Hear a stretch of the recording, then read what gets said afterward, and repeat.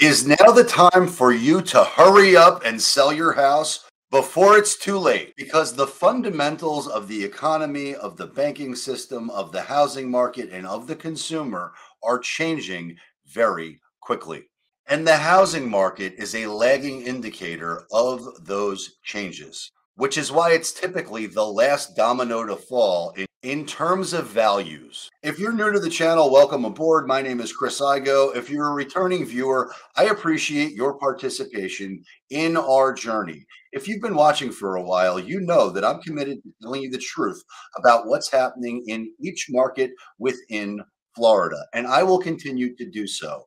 But right now, on a national level, we have data that must be addressed. And CNBC just put out an article which got my attention titled, "More Home Sellers Are Sitting Out of the Spring Housing Market." And in other markets that are more seasonally adjusted, I absolutely understand why a home seller would want to wait until later in the year and into the summer. And while in Florida, there certainly is a seasonal market, and we definitely experience an influx of snowbirds, the Florida housing market is far less affected by seasonal change than other markets. But all that being said, new listings continued to fall in March, according to Realtor.com, down 20% from the same month last year.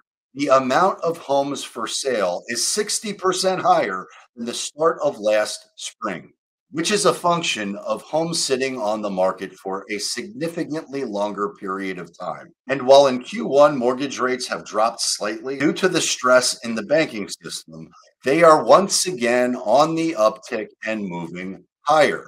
And if you've been watching for a while, I've shared what the historical perspective on mortgage interest rates actually is. And while this video is more specifically tailored to those who are thinking about selling or potentially waiting, I recently did a deep dive analysis on whether you should buy or wait. So I will link that video into this one. You should absolutely check it out because for some, buying right now is the right choice. And for others, it is a terrible decision. They should absolutely wait because as it stands right now, buyers have more leverage. And as we go into the future, that leverage is going to increase exponentially. So if you're thinking about buying, you will likely have significantly better odds of scoring a better deal. But if you're thinking about selling, you're going to have far more competition. And with new lending standards, there's going to be a reduced buyer pool able to purchase your home, which is no bueno if you're thinking about selling and waiting. Which takes me to the breaking news, which takes me to today's economic data. The key Fed inflation gauge rose 0.3% in February, which was less than expected. And while I'm not going to go into a deep dive analysis into what the inflation numbers are, because you can easily find that elsewhere, I do want to discuss the trend because the Fed's own unofficial projections released last week pointed to perhaps one more increase this year and no reductions. And while inflation has ebbed in some areas, it's growing in others. And shelter costs, translated differently, home prices in particular, have risen sharply. And the data which was released Thursday suggests that the problems in banking may be under control. And thankfully, there have been no insane panicked bank runs or frantic liquidity dashes to banks which may be undercapitalized. Maybe undercapitalized. Well, if you've been watching for a while, you know that I've talked about there are many banks that are definitively undercapitalized, and they have not realized those losses yet. And they're going to do everything they can to not realize those losses because when they do, their capitalization is going to take a massive hit. And if you thought the SVB crisis was a big deal, you ain't seen nothing yet. Because according to this Bloomberg article, US banks have 620 billion of unrealized losses on their books. And I will include a link to this article so you can check it out on your own. I'm not going to read the whole thing, but I think it's important to understand. But I will absolutely cover the main topics, which is as depositors keep gradually withdrawing their money and shifting into money market funds and other investments, banks are facing a squeeze. And they're being squeezed into paying more for funding while their revenue is limited by the investments that they made in low yielding bonds during the pandemic, which in turn will curb their ability to lend to consumers and businesses, which will slow the economy.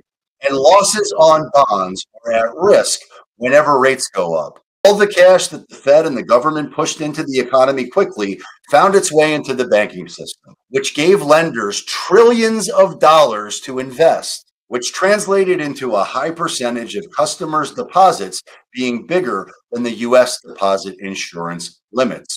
The FDIC does not have the money to cover insured deposits. In fact, they can only cover a little bit over 1% of all of the deposits which are insured. And clients with high balances at banks are terrified about the safety of their funds, and they are very likely to withdraw money at the first signs of trouble. And in case you haven't been paying attention, there is a lot of trouble that's brewing across the board everywhere. But much of this trouble is unrealized in the banking system because banks' investment portfolios use an accounting method called held to maturity, which ensures that these banks don't have to record any losses or any hits to their balance sheet from the declining value of their bonds. But here's the catch: those bonds have to be held until maturity. And when the consumer doesn't trust that their funds are safe and secure, they pull their money. And those bonds cannot be held until maturity. And as banks' deposits started to grow during the pandemic, they initially plowed more money into bonds using a method of accounting called available for sale. For these securities, changes in the value of bonds would affect their balance sheets, but not their income statements. That accounting method can force banks to boost their capital levels if their losses get too high. And when the Fed started tightening and they started to raise the Fed funds rates and interest rates increased, many of these banks switched to accounting more of their bonds as held to maturity. And you can see in this graphic exactly what was done as far as held to maturity securities and available for sale securities are concerned. And I won't go through each chart for each bank because I don't want to insult your intelligence. I know you can see it yourself. But to put it in very clear terms, banks profited greatly. But given the current tightening cycle and where we are at across the board, they aren't profiting the same way. Because on paper, these banks are taking a beating to the tune of $620 billion of unrealized losses in the banking system. And the combination of surging interest rates, high investment losses, and heavy deposit outflows is new for most investors and executives in the banking industry. And they've confirmed what I've been saying all along, that we are in uncharted territory. And despite new banking laws and all types of government interventions to ensure the banking system is safe, most banks have not been stress tested for anything like this. And while we've experienced some near-term banking crises, I suspect it's just the tip of the iceberg. And I suspect that the fear and uncertainty that will exist for the consumer as we trend into Q2, Q3, Q4, and the following years will create a level of panic that we haven't seen since the great financial crisis. And like I've said in the past when talking about equity, equity isn't real until it's realized. And these banking losses aren't real until they're realized. And these things take time. And by the time the consumer, the homeowner who feels equity rich, who feels the wealth effect, who feels safe and secure, when they start to feel panicked, it will be way too late to get involved. Because although the supply of homes for sale has increased in almost every market, you ain't seen nothing yet. And when that reality is realized, you've got no leverage if you're thinking about selling your home. Now, I hope you found this content valuable. And if you did, please give it a thumbs up, subscribe to the channel. And if we can help in any way, please reach out directly. And check out my next video because I suspect you will love it a lot. And until next time,